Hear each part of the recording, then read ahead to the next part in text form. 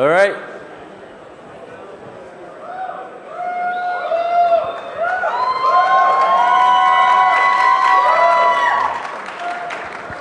All right, so we finally made it.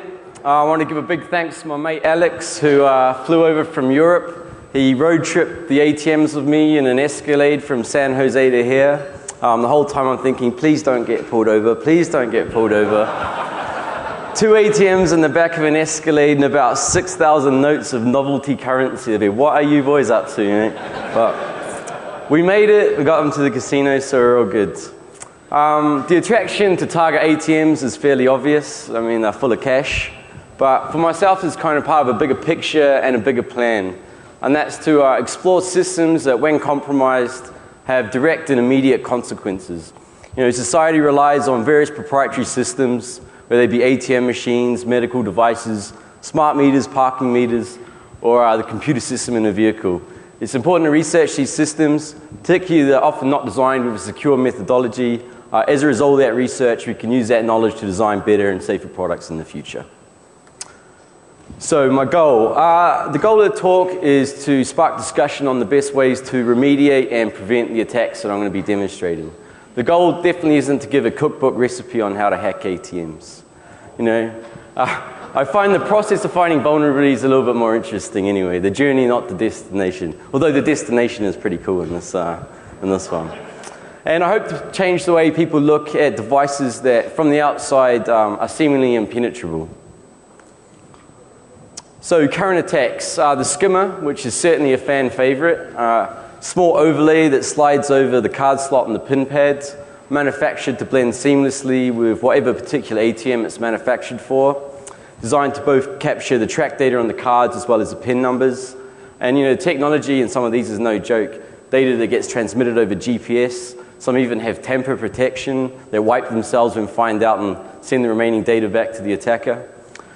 Physical theft and RAM raids. You may have all seen those YouTube videos where a couple of good old boys hurl through the front window of a store, attach a chain to an ATM and the other end to their pickup truck and take off with it. Not the most subtle of attacks, but that's ninja status compared to some of the other ones. And we have card trapping and card snooping. Card trapping where someone will insert a small shim, commonly known as the Lebanese loop, into a slot, traps the cards, and they're designed in such a way that when the card's read, it'll be read but won't be returned to you. Often combined with shoulder surfing to get your PIN, or they'll get your PIN in ways that may not be quite as friendly. Then safe cutting and frontal attacks, basically going at the ATM with a pair of pliers and a blowtorch. Explosives, which is surprisingly popular, which I find a bit odd. The attack is literally tying a bunch of explosives to an ATM and blowing the crap out of it. Now you'd think blowing up an ATM would be somewhat counterproductive, but this is big in Australia, so go figure. Sorry, Australians. And and data breaches, hacking the back end, so hacking the bank processor, harvesting the card data. An example of this would have been the compromise of the Royal Bank of Scotland will pay back end. Certainly the safest and was the most technically sophisticated attack that I've seen. I think about 9 million was stolen during that attack. And then I guess we have miscellaneous, other. So there would have been the default passcode attack from a couple of years back, where if the operator password was left unchanged on the machines, you could reprogram the ATM to think there was a lower denomination in the machine than there actually was. So you know, you could program to think it's full of $5 notes when it's really full of 20s. And I'll be adding some more to the other category, practical attacks, which in my opinion blow John Connor's one right out of the water. So I've picked standalone ATMs, and there's a few reasons for that. First off, they're pretty easy to get a hold of. You know, you jump online, and like anything on the internet, you just add to cart. Getting the ATMs delivered to your house, though, is actually quite interesting. I had the ATM delivery guy literally wheel in one of the ATMs, and he came in and he's like, "What on earth do you need an ATM in your house for?" And I was feeling a little bit cheeky at the time, so I just looked at them like, "Oh, I don't like the transaction fees, mate."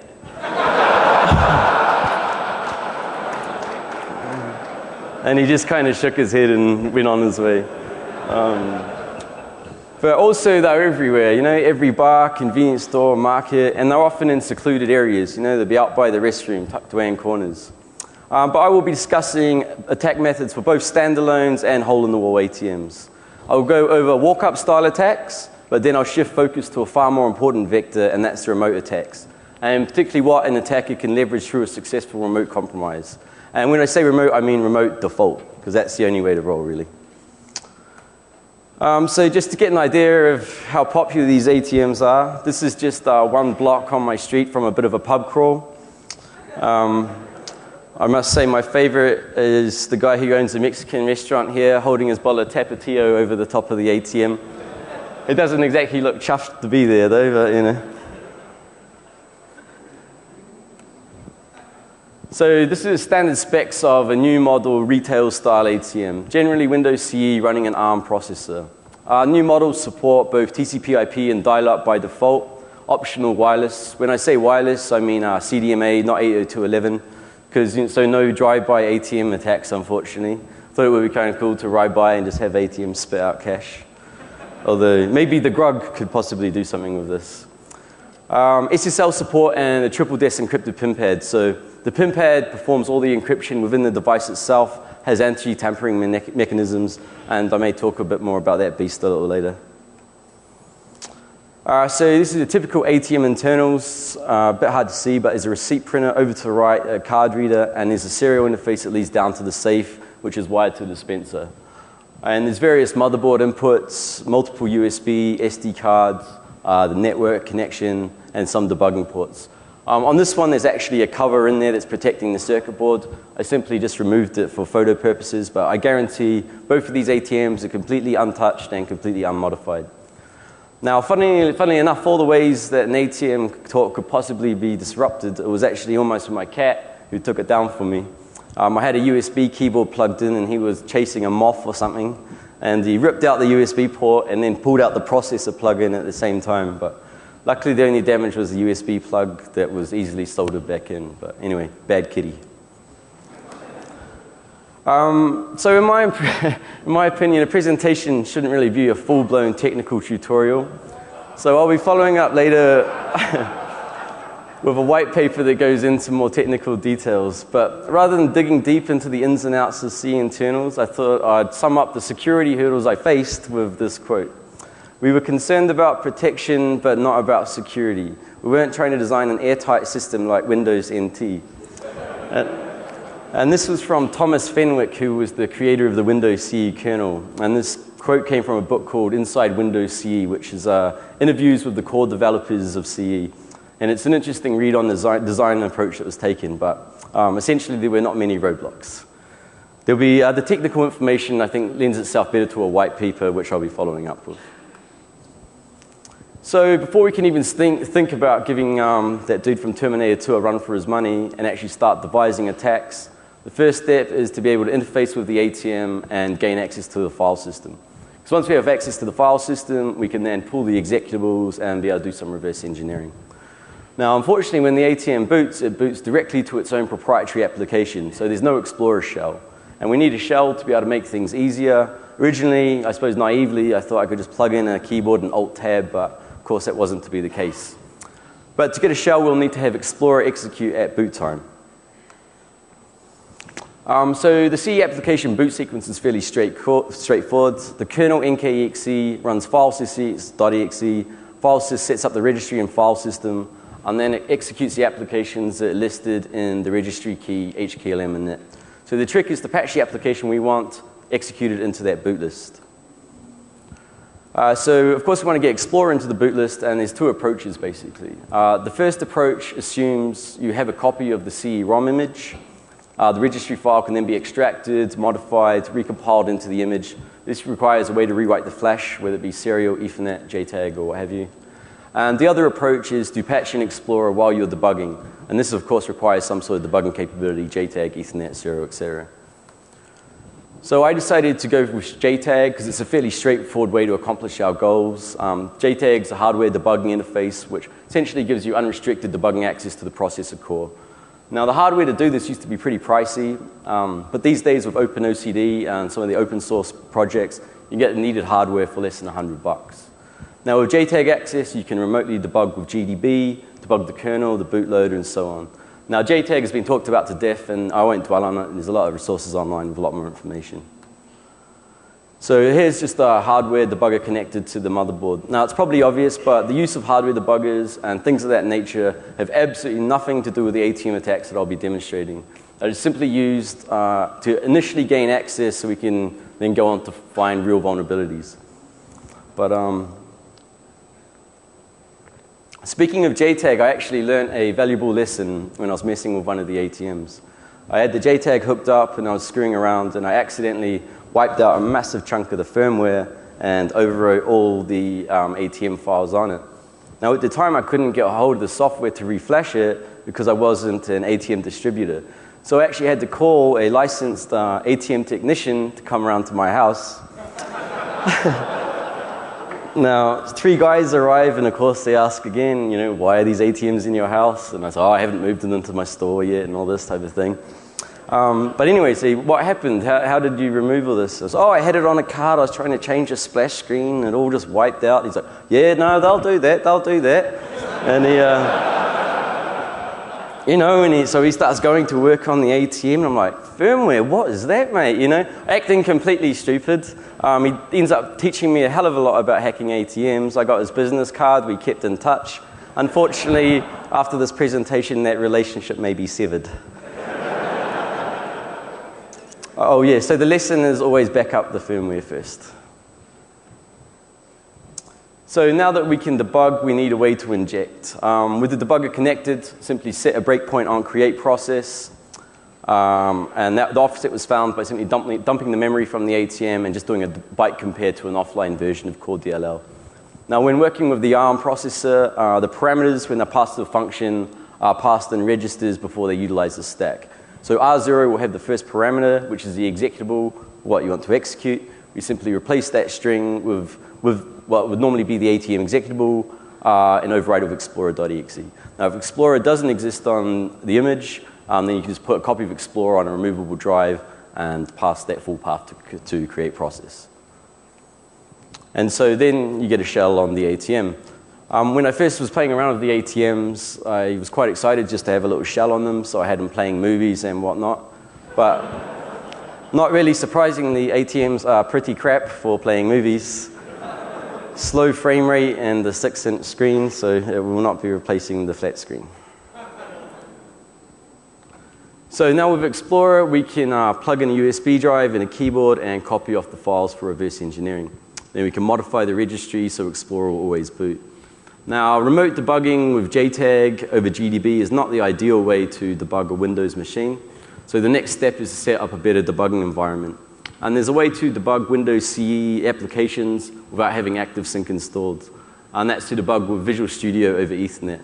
So you simply build an empty project, overwrite the local executable with the executable from the device that you want to debug, set the correct TCP settings, copy the file over, run it under the debugger, and you have application debugging with Visual Studio. So now finally we have everything in place to be able to reverse engineer the software to locate vulnerabilities, but to also test any software that we create for the ATM. So planning an attack. There's a fairly limited attack surface really. We have the card reader, but assuming we have an overflow or some other string-based attack via the card tracks, there's a limited amount of characters and a very restricted character set. So I'm not going to say it's not possible, but I will say it would be unlikely to be practical or reliable.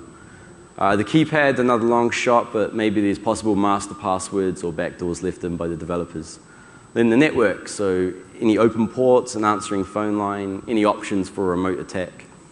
And we also have the various inputs on the motherboard itself, but of course this requires access to the motherboard. So of course progress is never really made without a few failures along the way. And in my attempt to come up with a Terminator 2-esque hack, I made this little device. It's basically an electromagnet wired up to an amp, which is connected to a media player. And you create a WAV file, which is created to simulate the data on a magnetic stripe. The electromagnet, plug into the ATM, flick the switch, play the WAV file, and the ATM will think of magnetic stripes being read. Technically, it works fine, but it was actually bugger all help. So the goal, of course, is to execute code on the ATM. So I'll talk about these walk-up attacks first. Now, the cash dispenser is housed at the very least by a safe. If you take the cheapest option, if you spend a bit more, you can get even more heavy-duty protection. The motherboard, on the other hand, is protected by a one-key-fits-all lock.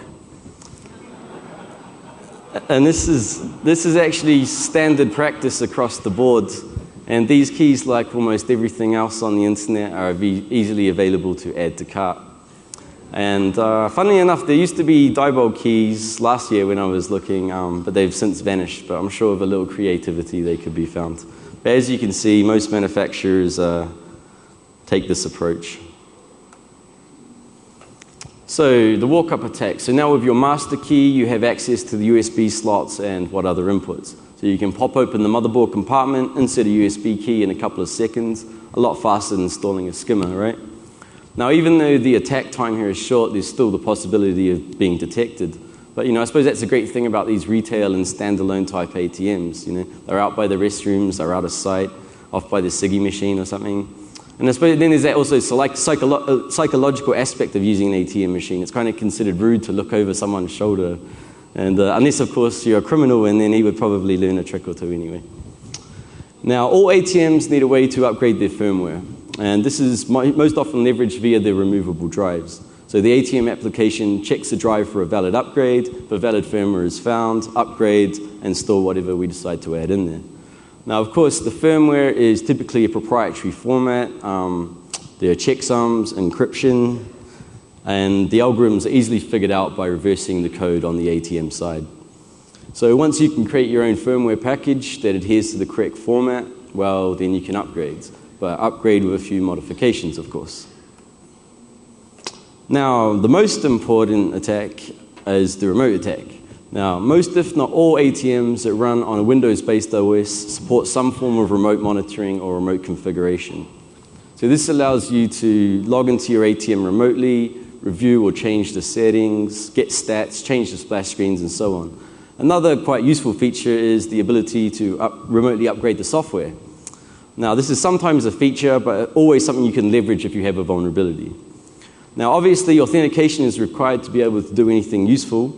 With the particular model I'll be demonstrating, both a serial number and a remote password are required, and they're both made up of a combination of numbers and letters, and a 5-second delay is forced after each connection attempt. So a brute force is basically out of the question. So we require a vulnerability within the authentication process, and it just so happens. So let me introduce Dillinger. Dillinger is my remote ATM attack or administration tool, whatever way you want to look at it. Dillinger named after the bank robber, of course. So we've talked about loading code on a local ATM machine with a master key and a flash drive in the correctly formed firmware. You're basically set. But the obvious drawback here is you have to interact with the machine itself. So the ultimate win would be able to execute code or load code remotely, and that's where Dillinger comes in. So Dillinger takes advantage of a fairly severe vulnerability in the ATM management capability. And interestingly, although most operators don't use the remote monitoring, it's enabled by default on this particular manufacturer, so cha-ching. Now, typically to log into the machine remotely, we require the knowledge of the serial number and the password, but due to an awesome vulnerability, I can bypass all authentication on the device. And the remote attack is 100% reliable. So Dillinger supports TCP/IP and it supports dial-up as well. And I heard through a fairly knowledgeable source that most of these stand-ups, standalones, about approximately 95% of them are still on a dial-up connection. Now, of course, back in the day, finding an ATM over the phone line would be a long process of nights and nights of war dialing.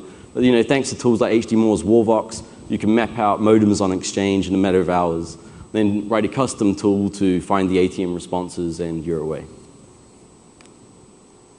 So Dillinger features. So Dillinger will allow you to manage an unlimited amount of ATMs through its interface. You can add a group, say you add a city. Under the city, you add each individual ATM, either its IP address or its phone number. Now, the heart of the tool, of course, is the authentication bypass that it exploits. And this is the stepping stone to be able to do anything useful. So one feature in Dillinger is to be able to test the bypass in a way which confirms the vulnerability, but doesn't actually modify the remote ATM in any way or leave any trace. So the obvious problem with finding a remote ATM is that you have no idea of the location. So Dillinger can pull the ATM settings from the device, which includes all the master passwords, but it also includes the receipt data. And when you use an ATM, at the bottom of the receipt always has the location or the name of the business. So even if it doesn't have the exact location, it'll have the name of the business. And of course, the best feature is to upload my rootkit. Again, bypasses authentication, initializes the software, uploads the rootkit, and then basically lets me overwrite the entire firmware of the device. So in general, someone's going to need to be at the ATM if you want to get any sort of payout. So again, I added a feature so it'd be possible to carry out an attack without ever visiting the ATM at all. So when someone inserts a card, the track data is captured and saved, and I can then retrieve that track data remotely. And finally, the remote jackpot, which kind of speaks for itself. So Scrooge is the ATM rootkit, developed specifically for ATMs running on Windows CE. Scrooge implements the typical rootkit technology you'd expect, hides itself and its friends by various CE system hooks, hides itself from the process list, hides itself from the file system by hooking syscalls and filtering the results. And there's a hidden pop-up menu which can be activated by both a special key sequence on the ATM or by inserting a card with custom track data. Now, it'll run on any ARM or Xscale-based ATM, Intel with a few tweaks. Originally, I was designing it for both Intel and ARM, but it turns out that CE on x86 is actually pretty rare and basically non-existent in the ATM world. So the code for interfacing with the ATMs has to be customized for the different ATMs, as they all use different peripherals and kind of non-standard ways of communicating. So Scrooge's hidden menu. I just use a standard set Windows hook filter to capture the side buttons on the ATM. Although set Windows hook is actually undocumented in CE, it still exists and it works as expected. So a combination of keys will trigger the hidden menu, and it's varied enough not to be launched by accident, but maybe if there's a kid playing around with the ATM, he may end up scoring big, who knows. And the card reader is hooked by an inline detour style patch. So this is where you essentially patch a branch instruction into a piece of code you'd like to intercept. The branch jumps to your code executes, then returns the original function. Now with the hook in place, there's a check on the read buffer for track data that matches gimme the loot. And if it matches, the menu is brought up in that way as well. So the menu functions are fairly standard for what you'd expect. You can dispense from each cassette, print out stats, which include the remaining bill count, and you can exit. So yeah, to add my own functionality, I've added a few inline patches. Essentially, you can patch a small assembler stub into the functions you want to hook. The stub then calls a function, an external DLL, overwrites any overwritten instructions, and then continues as normal. Now, this could be done dynamically, but the fact that the ATM vulnerabilities allow me to replace the executables entirely, we can make these patches permanent, which is actually far more reliable. And it's also a lot easier on ARM, as every instruction is 32 bits long as well. So I place hooks at the card reader, the pin pad, and the parser that handles remote configuration commands. So with those hooks, I can now add my own handy features. So I can save the track data, capture the pin pad, have a few custom remote commands. So pull the track data, sure. Remote jackpot, might as well. All right, so there's going to be quite a lot of demos. So I went through that a bit quick because I think there's probably a good 25 or so minutes of demos. So I may as well put my money where my mouth is, or the ATM's money where its mouth is, I guess. All right.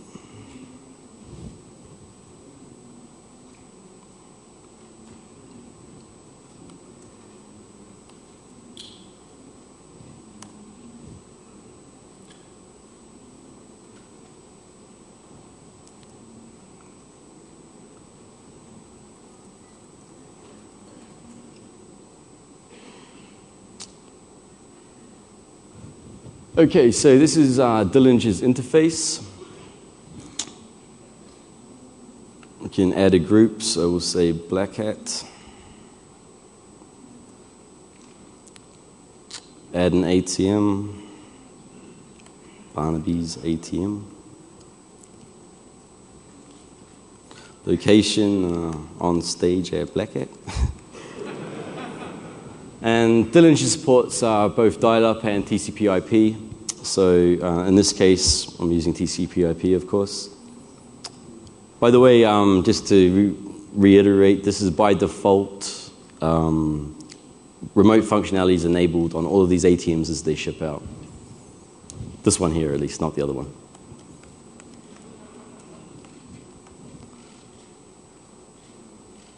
Okay. So now I can right-click on my ATM. I can then test the bypass, upload the rootkit, reset to default, get the track settings, get ATM settings, etc. So let's see, I'm trying to think if we should switch to the ATM. You know, not just yet, okay. So I can test the bypass, connects to the ATM, testing ATM authentication bypass success, and it disconnects. Now, we'll actually blow up the ATMs in a sec, but all that shows on the ATMs is just RMS process. I have to wait till that goes away. So it's nothing too noticeable, you know, if you see this ATM. Actually, if someone close to the thing could let me know when it's gone? Okay. So now, the most important feature, of course, is to upload the rootkit. So we'll upload Scrooge, the final version.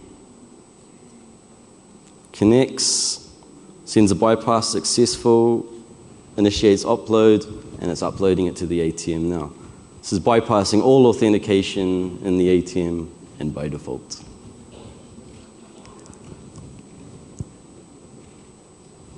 Now, even though it's over the network, it takes a little while because they have their own proprietary protocol, which acknowledges each packet and then has a small delay and so on. Proprietary protocol, of course, has its own proprietary encryption, and you all know what happens when people implement proprietary encryption. It's fairly easy to make your own.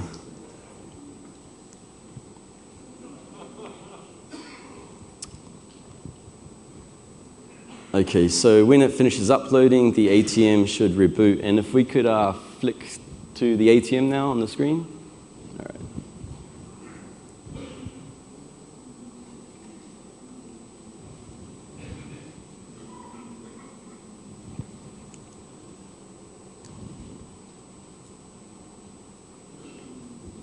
Takes a little while. Windows CE, you know, it's not the fastest beast out there.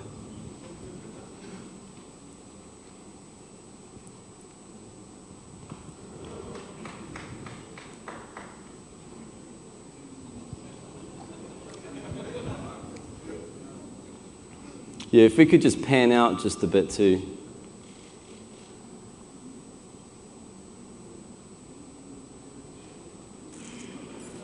If we could get the screen and the dispenser.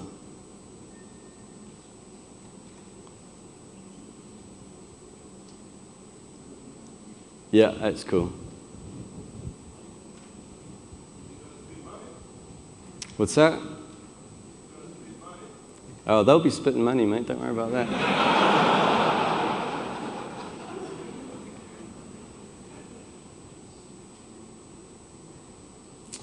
Okay.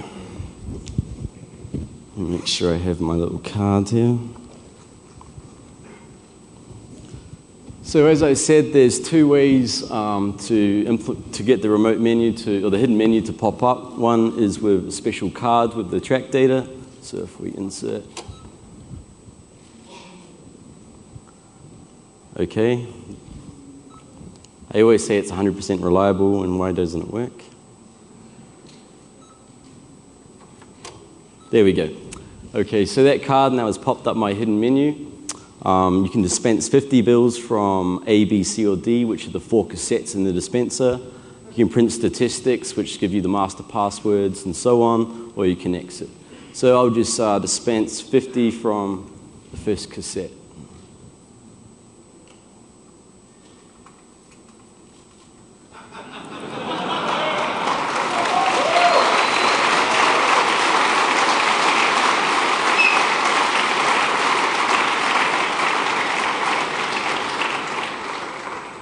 So these are $1 million bills, but it will probably not much use at the craps table.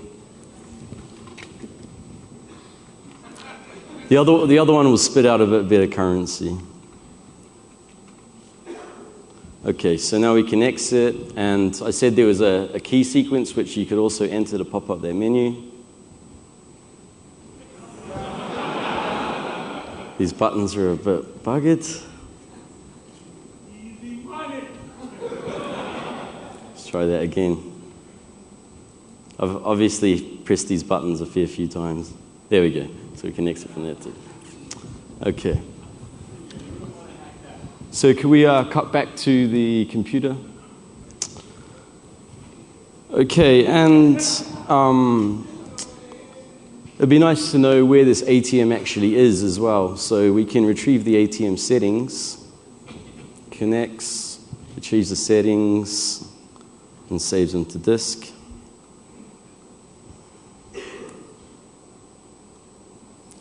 Now, you can see, so up here are the passwords to the ATM itself. I don't actually live on 123 Kiwi Street, by the way, but I do live in San Jose. And then it has the phone numbers as well as the IP addresses and the receipt coupons and all that type of thing. Now, of course, one of the greatest things about this is the fact that you can retrieve track data from people who insert cards. So would anyone like to volunteer? Is Brandon here? There he is. Brandon, I think, has a custom credit card especially for this.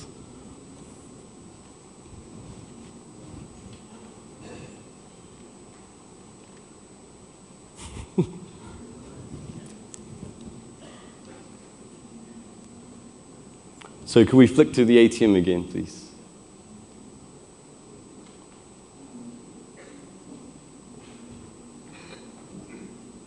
Can we cross to the ATM?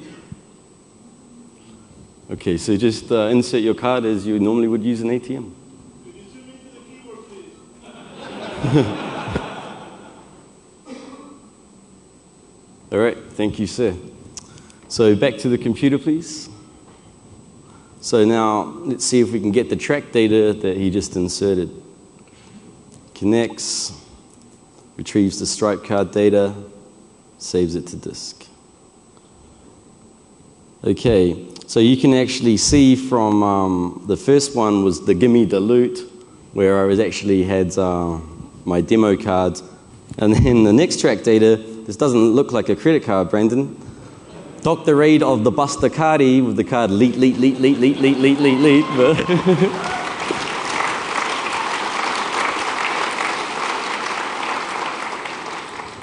But of course, it will capture any credit card that's entered into the machine. And finally, the remote jackpot, which is always handy. So you could go back to the ATM.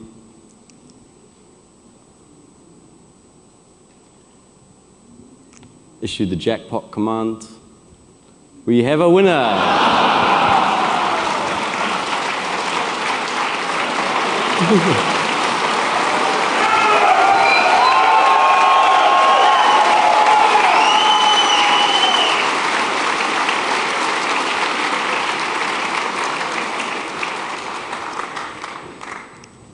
Now, I'm not going to let the other one get off scot-free. So I will quickly demo the walk-up style attack. Now, I'm not as fast as this as I should be, but I will try it anyway. So remember, the walk-up attack is simply popping open the cabinet, inserting a USB, and restarting it. So.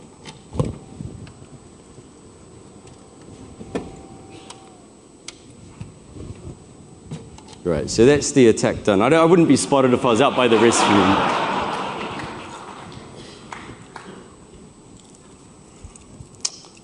I think just to make it look a little better on stage, I might just open the cabinet here. Not opening the safe, of course, just the cabinet.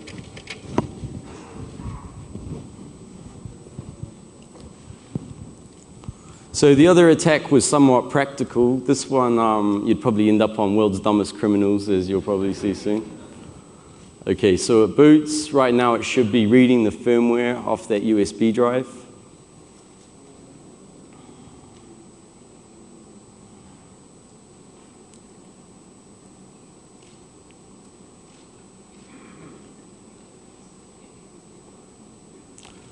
Copies the firmware over. As it initializes, the little black hat logo floating around the screen. Obviously, in the real world, it would be a rootkit, not a black hat logo. But so I kind of tailored this for both Black Hat and for Vegas, as you'll see.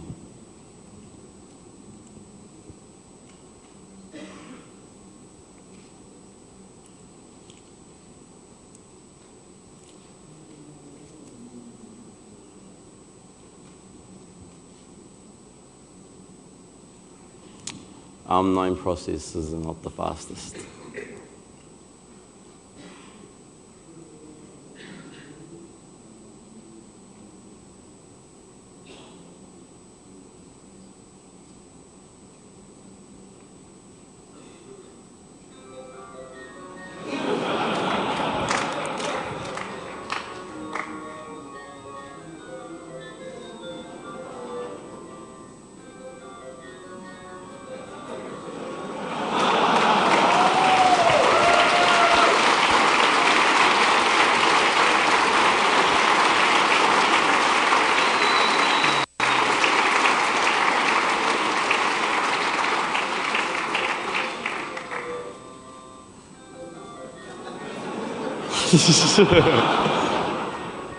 I just want to see how long it actually takes to dump its entire dispenser.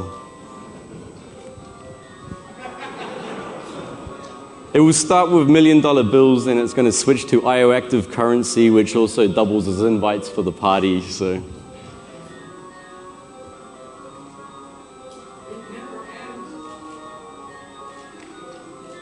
I want there to be a big pile at the end.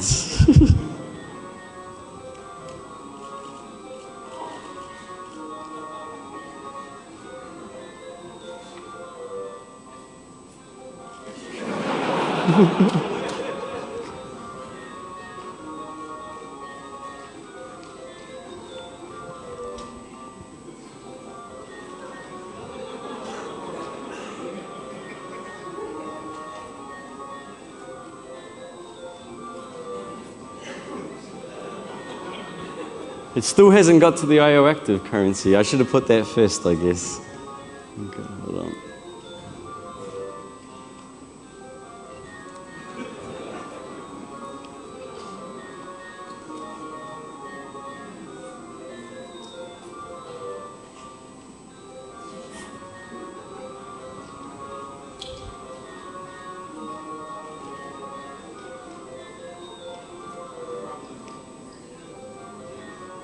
There we go.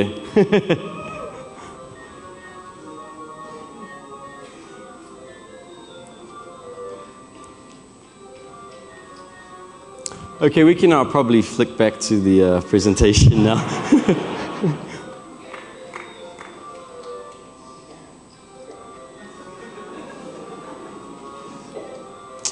Okay, so countermeasures.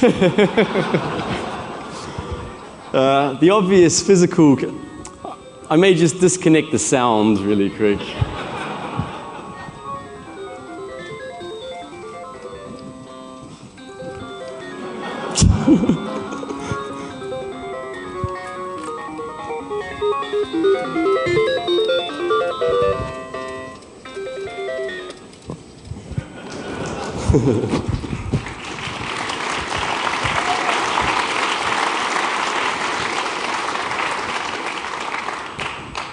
So the obvious physical countermeasure to prevent the walk-up attack is to offer upgrade options on the locks themselves. So there's a unique key for each ATM. Now, of course, if you want to take this into your own hands, just drill a hole and throw a padlock on it. If a trusted environment was set up that only allowed signed executables to be run, that would prevent the original attack. And although it wouldn't have prevented the actual attack vector of the remote attack, it would have added a barrier to executing rogue executables. Now, unfortunately, in Windows CE 5, implementing the trusted environment isn't as straightforward as it should be. Code has to be introduced into the build, and I think the option to implement a secure environment should be a lot easier. But what you can do right now to prevent the remote attack is to disable RMS on the device. There's a high chance that you're not actually using the features, so disable it. That can be done from the operator menu. And finally, it's time to give these devices a rehaul. There hasn't been a secure development and methodology in from the get-go. So there's a need to play catch-up, have the code audited, have penetration tests, and implement best practices from here on out. So there's been a noticeable surge in the community of researching proprietary devices like ATMs. And the simple fact is that the companies who manufacture the devices aren't Microsoft, right? They haven't had 10 years of continual attacks against them. So their software, the software that Microsoft got forced into a secure development that got them where they are today, we're talking about devices that were developed without secure principles in mind. think it's important to dig in, research these devices, find vulnerabilities, find solutions, and ultimately ensure a more secure future. So, cheers.